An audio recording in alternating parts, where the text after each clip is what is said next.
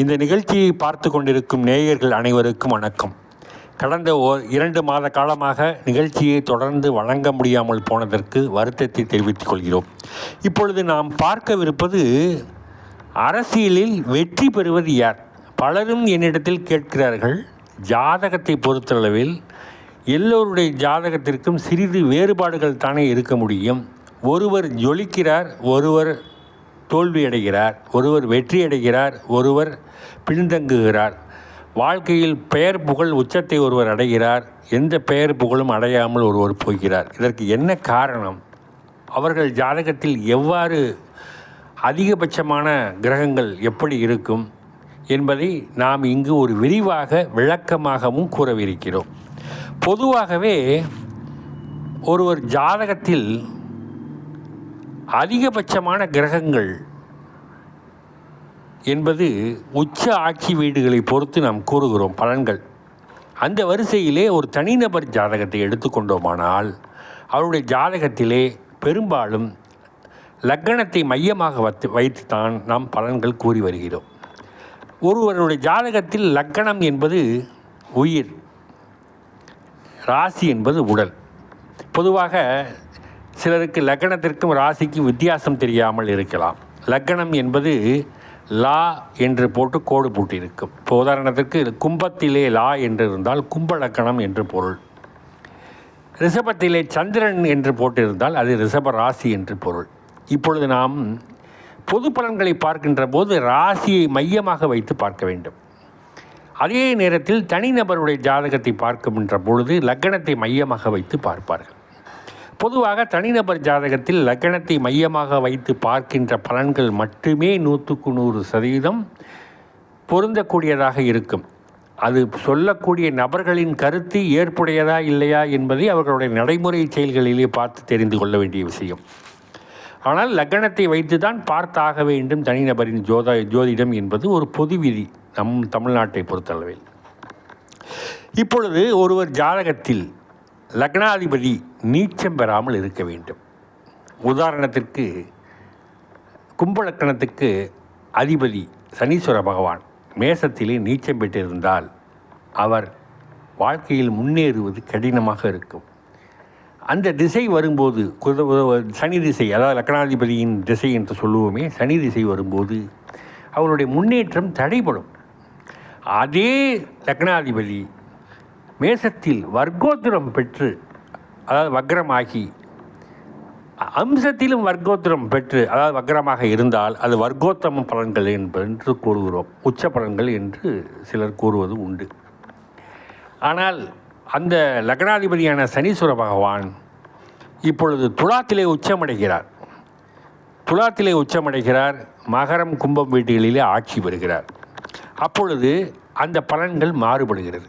பொதுவாக பொது வாழ்க்கையில் வருபவர்கள், அரசியலில் வருபவதற்கு எனி தகுதிகள் இருக்கிறதா என்று கேட்டால் அவர்களுக்கு என்று தகுதிகள் என்று ஏதும் கிடையாது. பொதுவாக சொல்லுவார்கள், அனைத்து ப்ராடுகளும் செய்ய தெரிந்தால் அவன் அரசியல்வாதி என்று சொல்லுவார்கள். அவ்வாறு சொல்வது இல்லை, அது தவறான கருத்து. ஒருவர் அரசியலில் வர வேண்டும், வட்டமாகவோ மாவட்டமாகவோ அல்லது மாவட்ட செயலாளராகவோ அல்லது ஒரு கவுன்சிலராகவோ அல்லது ஒரு எம்எல்ஏவாகவோ எம்பியாகவோ மந்திரியாகவோ அல்லது அரசியலில் எந்த பொறுப்புக்கு வேணாலும் வரணும் என்றால் அவர்களுடைய ஜாதகத்தில் முழுமையாக நாம் ஆராய்ந்து பார்த்தோமானால் அதில் தனித்தன்மை வாய்ந்த கிரகங்கள் என்று சொல்லப்படுகிறவை முதன்மை பெற்றதாக இருக்கும். அதனை பொறுத்தே அவருடைய முன்னேற்றம் என்பது அரசியலில் குறிப்பிடத்தக்க வகையில் இருக்கும். இல்லை என்றால் எவ்வாறு எந்த சூழ்நிலையிலும் அரசியலில் நாம் முயற்சி செய்தாலும் பின்தங்கிய நிலைமையும் தோல்வியுமே ஏற்படும். அவ்வாறு என்றால் அரசியலில் வெற்றி பெற்றவர்கள் எல்லாம் எவ்வாறு வெற்றி பெற்றார்கள், அவர்கள் ஜாதகத்தில் என்ன முன்னேற்றங்கள் இருந்தது என்றெல்லாம் நாம் பார்க்க வேண்டும். பொதுவாகவே ஒரு ஜாதகத்தில் ராஜ கிரகங்கள் என்று சொல்லப்படுகிற சூரிய பகவான், செவ்வாய் பகவான், குரு பகவான், இவர்களை வைத்தே ராஜ கிரகங்கள் என்று சொல்லப்படுகின்ற அந்த ராஜாங்க அமைப்புகள், மந்திரியாகக்கூடிய அமைப்புகள், இவர்கள் எல்லாம் இதை சார்ந்த வகையிலேயே சுழன்று கொண்டிருக்கிறது.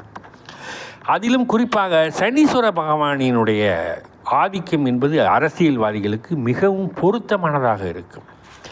ஒரு உதாரணத்தை நாம் குறிப்பிட்டோமானால் 100க்கு 90 பேருடைய ஜாதகங்களில் ஜெயித்தவர்கள் ஜாதகத்தை ஒரு எம்பியாகவோ அல்லது மந்திரியாகவோ அல்லது முதலமைச்சராகவோ இருந்தவர்கள், இறந்தவர்கள், இருப்பவர்கள், இருந்து கொண்டிருப்பவர்கள், வரக்கூடியவர்கள் என்று வரிசையிலே நாம் வகுத்து தொகுத்து பார்க்கின்ற பொழுது முதலிலே சனீஸ்வர பகவானுக்கு ஒரு முக்கியத்துவம் வாய்ந்ததாக அமைகிறது. சனீஸ்வர பகவான் துலாம் ராசியிலேயே உச்சம் பெற்று திகழ்கிறார் என்று வைத்து கொண்டோமானால் அவர் கண்டிப்பாக பொது வாழ்க்கையிலே ஈடுபட தகுதியானவர் என்பது முதலில் நாம் உறுதிப்படுத்திக் கொள்ளலாம். அதாவது சனீஸ்வர பகவான் ஆட்சி பெற்றிருக்கிறார் என்று சொல்வதை விட உச்சம் பெற்றிருக்கிறார் என்று சொன்னால் அவங்கள் பொது வாழ்க்கையில் வருவார்கள். பொது வாழ்க்கையில் எவ்வாறு வருவார்கள், எப்படி வருவார்கள்? சனீஸ்வர பகவான் தனித்து துலாமில் உச்சம் பெற்றிருக்கிறார் என்றால் அவர்கள் மந்திரியாக வருவது நிச்சயம் உறுதி. அதற்கு பல ஜாதகங்களில் நாம் ஆய்வு செய்த போது துலாத்தில் உச்சம் பெற்றவர்கள் கடந்த முறை மந்திரியாக இருந்திருக்கிறார்கள், இருந்து கொண்டிருக்கிறார்கள் என்பதை என்னால் உறுதியிட்டு கூற முடியும். மேலும் இன்னும் கூடுதலாக மந்திரியாக இருப்பவர்களுக்கு மேலே கூடுதல் பலன்கள் ஏதேனும் உண்டா அப்படி என்றால் சூரிய பகவான் சிம்மத்திலே ஆட்சி பெற்றிருப்பார் அல்லது மேசத்திலே உச்சம் பெற்றிருப்பார். இவ்வாறு இருக்கக்கூடியவர்கள் மிகவும் சக்தி வாய்ந்தவர்களாக திகழ்வார்கள் அல்லது சிம்ம ராசிக்காரர்களாகவே சிலர் திகழ்வார்கள். அவ்வாறு ராசியிலேயே சூரியன் அமர்ந்திருந்தால் மிகவும் சக்தி வாய்ந்தவர்களாகவும் பலசாலியாகவும் அரசியலில் தொடர் வெற்றி பெறுபவர்களாகவும் எதிரிகளை வீழ்த்தக்கூடியவர்களாகவும் அவர்களுடைய வாழ்க்கையில் ஒரு சரித்திர சகாப்தத்தை உருவாக்கக்கூடிய அளவிற்கு அவருடைய மந்திரி சபையோ அவருடைய மந்திரி இலாக்காக்களோ அமையப்பெற்று புகழ் பெறக்கூடிய அளவிற்கு இந்த அரசியல் வாழ்க்கையிலே ஜொலிக்கிறார்கள் என்று சொன்னால் மிகையாகாது. பெரும்பாலும் அந்த சூரிய திசை வந்துவிட்டாலோ அல்லது உச்சம் பெற்ற சனி திசை வந்துவிட்டாலோ குறிப்பாக அந்த ஆண்டு காலம், அதாவது சூரிய திசை என்பது 6 ஆண்டுகள் அந்த காலத்திலே புகழின் உச்சியை தொடுவதும், சனீஸ்வர பகவான் உச்சம் பெற்று அமைந்திருந்தால் 19 ஆண்டுகள் காலம் அரசியலிலே மிகப்பெரிய ஜொலிப்பது என்பதும் சில காலங்களிலே நடந்திருக்கிறது, சிலருக்கும் நடந்து கொண்டு இருக்கிறது என்பதை நீங்கள் புரிந்து கொள்ள வேண்டும். ஆகவே நாம் ஏன் அரசியலில் ஜொலிக்க முடியவில்லை என்று சிலர் நினைக்கக்கூடும். சிலர் சூரியன் ஆட்சி பெற்றிருப்பார், வட்டச் செயலாளராக இருப்பார். சிலர் சூரியன் ஆட்சி பெற்றிருப்பார், எம்எல்ஏவாக இருப்பார். சிலர் சூரியன் ஆட்சி பெற்றிருப்பார், மந்திரியாக இருப்பார். மூன்றுக்கும் வேறுபாடுகள் ஒரே ராசி, அதாவது ஒரே கிரகமானது சிம்மத்திலே ஆட்சி பெற்றிருக்கிறது, ஆனால் வெவ்வேறு பலன்களை தருகிறது என்றால் அவர்கள் வெவ்வேறு ராசிக்காரர்களாக இருப்பார்கள், வெவ்வேறு நட்சத்திரக்காரர்களாக இருப்பார்கள், வெவ்வேறு திசைகள் அவர்களுக்கு நடந்தேறும் என்பதை நாம் முதலிலே புரிந்து கொள்ள வேண்டும். இங்கு ஒவ்வொருத்தருடைய வாழ்க்கையிலும் எந்த கிரகம் உச்சம் பெற வேண்டும், எந்த கிரகம் ஆட்சி பெற வேண்டும் என்று சொல்வதில் கூட ஒரு அரசியல் தந்திரம் இருக்கிறது. சூரியன் உச்சம் பெற்றிருக்க வேண்டும் என்று சொல்லுவதும், சனீஸ்வர பகவான் உச்சம் பெற்றிருக்க வேண்டும் என்று சொல்லுவதும் பொருத்தமான விஷயமாக இருக்கும். அவ்வாறு இருக்கிறவர்கள் கண்டிப்பாக அரசியலில் மிகப்பெரிய அளவில் ஒரு புதிய அளவில் பெருமைப்படக்கூடிய வகையிலே மக்களுக்கு நின்று பெயர் புகழ் செல்வாக்கை தட்டி செல்லக்கூடிய வகையிலே அவருடைய எதிர்காலமும் வியூகமும் அமைந்திருக்கும் என்று சொன்னால் அது மிகையாகாது. பெரும்பாலும் இந்த சூரியனும் சனீஸ்வர பகவானும் எதிர்கிரகங்களாக இருந்தாலும் அவர்கள் தனித்தனியே ஆட்சி உச்சம் பெறும் பொழுது அந்த ஜாதகக்காரர்களுக்கு மிகப்பெரிய பலமும் யானைக்கு நிகரான அசுர பலத்தை பெறுகின்ற வகையிலே அவருடைய எதிர்காலத்தை வகுத்து கொள்ளுகின்ற அளவுக்கு சக்திகள் அவர்களுக்கு கிடைக்கிறது. மேலும் செவ்வாய் சேர்ந்திருந்தால், செவ்வாய் வலுப்பட்டிருந்தால், செவ்வாய் உச்சம் பெற்றிருந்தால் அவர்களுக்கு இன்னும் சிறப்பான பலன்களை போர்ப்படை தளபதி போல எதிரியை வீழ்த்தக்கூடிய அளவுக்கு வல்லமையும் சக்தியையும் வியூகமும் அவர்களுக்கு கிடைக்கிறது. ஆகவே ஒரு அரசியல்வாதியாக மட்டும் இருந்தால் போதாது, அரசியலில் தலைத்து ஓங்க வேண்டும் என்றால் ராஜதந்திரம் தெரிந்திருக்க வேண்டும். அவ்வாறு ராஜதந்திரம் தெரியவில்லை என்றால் எளிதாக எதிரி வீழ்த்தி விடுவார்கள். இதில் குறிப்பறிந்து சொல்ல வேண்டும் என்றால் ஒவ்வொரு ஜாதகத்திலும் சூரிய பகவான் உச்சம் பெற வேண்டும் அல்லது ஆட்சியாவது பெற்றிருக்க வேண்டும். முதன்மை கிரகமான சனீஸ்வர பகவான் உச்சம் பெற்றிருந்தால் மிகவும் உறுதியாக கூற முடியும் அவர் அமைச்சராவார், அமைச்சரவையில் இடம்பெறுவார் என்பதை நாம் உறுதியாக கூற முடியும். அதில் எல்லளவும் சந்தேகம் கொள்ள தேவையில்லை. ஆகவே ஒவ்வொரு மனிதரும் தனிப்பட்ட ஜாதகத்தை நீங்களே எடுத்து பார்த்து உங்களுடைய ஜாதக பலன்களை தெரிந்து கொள்ள முடியும். முதலிலே நீங்கள் உங்களுடைய ஜாதகத்தை கையில் எடுத்துக்கொள்ளுங்கள்.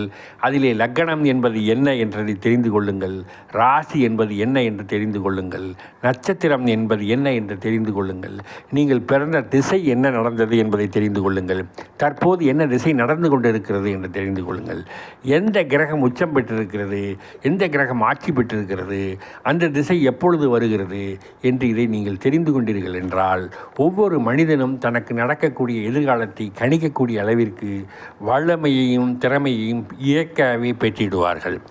மேலும் நாம் செய்கின்ற முயற்சி வெற்றி பெறுமா வெற்றி பெறாதா என்பதை நீங்கள் உணர்ந்து செயல்பட்டால் இன்னும் மகத்தான வெற்றிகளை பெறுவதற்கு எளிதான முறைகளை நீங்கள் கையாள முடியும். அரசியல்வாதி ஆக முடியாதவர்கள் கடைசி வரைக்கும் அரசியலிலே போராடி கொண்டிருப்பார்கள். ஆனால் கடைசியில் அரசியலில் ஜொலிக்க முடியாமல் போகும். ஆனால் சாதாரணமாக இருந்த ஒரு நபர் திடீரென ஒரு பணத்தை சம்பாதித்து விட்டு அரசியலில் நுழைந்து திடீரென பதவி பட்டத்தையும் தட்டி செல்லக்கூடிய சூழ்நிலைகள் உருவாகிறது என்றால் அவருக்கு அரசியலிலே ராஜ கிரகங்கள் என்று சொல்லப்படுகிற சூரிய பகவான், செவ்வாய், மக்கள் தொடர்புடைய கிரகமான சனீஸ்வர பகவான் வலுத்திருக்கிறது, உச்சம் பெற்றிருக்கிறது என்றுதான் பொருள்.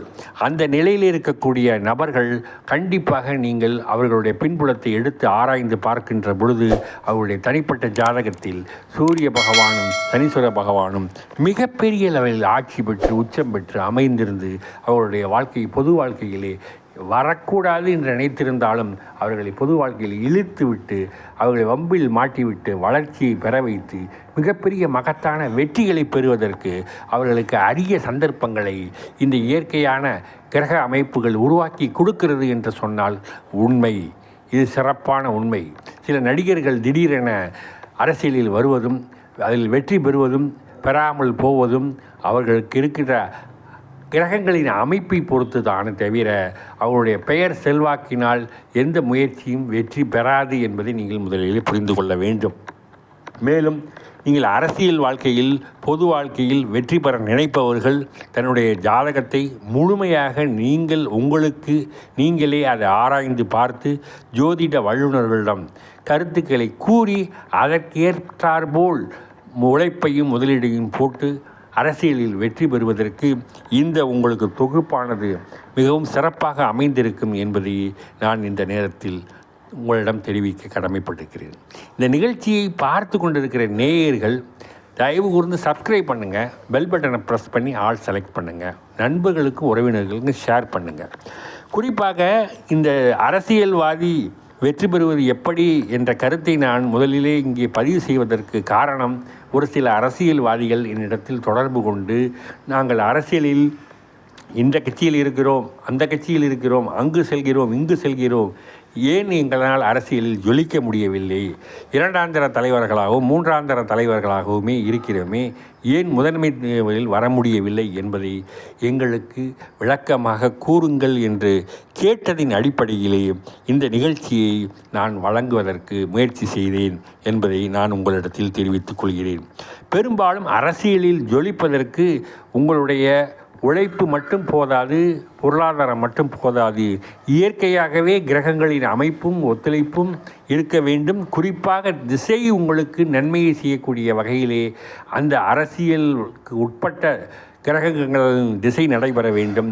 அந்த திசைகள் உங்களுக்கு வலுவாக அமைந்துவிட்டால் உங்கள் வாழ்க்கையிலே மிகப்பெரிய வெற்றிகளை எளிதாக பெறுவீர்கள் என்பதை இந்த நேரத்தில் நான் உறுதியாக கூற முடியும் என்பதை நான் தெரிவித்துக் கொள்கிறேன். மேலும் இந்த நிகழ்ச்சியை பார்த்து கொண்டிருந்த நேயர்கள் அனைவருக்கும் நன்றி, வணக்கம்.